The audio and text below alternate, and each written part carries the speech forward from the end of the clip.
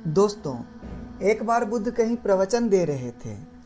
अपनी देशना खत्म करते हुए उन्होंने आखिर में कहा, जागो, समय हाथ से निकला जा रहा है।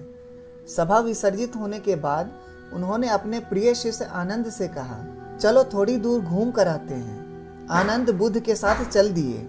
अभी वे विहार के मुख्य द्वार तक ही नहीं पहुंचे थे कि एक किनारे रुककर खड़े हो जाते हैं। प्रवचन सुनने आए लोग एक एक कर बाहर निकल रहे थे, इसीलिए भीड़ सी हो गई थी। अचानक उसमें से निकलकर एक स्त्री गौतम बुद्ध के सामने मिलने के लिए आई। उसने कहा, तथागत, मैं नर्तकी हूँ। आज नगर के श्रेष्ठी के घर मेरे नृत्य का कार्यक्रम पहले से ही तय था, लेकिन मैं उसके बारे में भूल चुकी थी। आपने कहा समय निकला जा रहा है, तो मुझे तुरंत इस बात की याद आ गई। धन्यवाद तथागत। उसके बाद एक डकैत बुद्ध की ओर आया। उसने कहा, तथागत, मैं आपसे कोई बात छिपाऊंगा नहीं। मैं भूल गया था कि आज मुझे एक जगह डाका डालने के लिए जाना था कि आज उपदेश सुनते ही मुझे अपनी योजना याद आ गई। आपका बहुत बहुत धन्यवाद। आपके उपदेश ने मुझे अपनी योजना का याद दिलाया।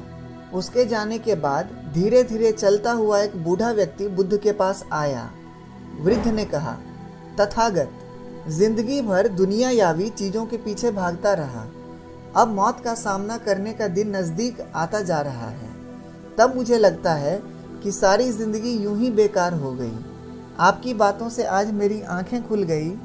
आज से मैं अपने सारे दुनियावी मोह छोड़कर निर्वाण के लिए कोशिश करना चाहता हूँ। जब सब लोग चले गए तो बुद्ध ने कहा, देखो आनंद, प्रवचन मैंने एक ही दिया, लेकिन उसका सार हर किसी ने अलग अलग निकाला।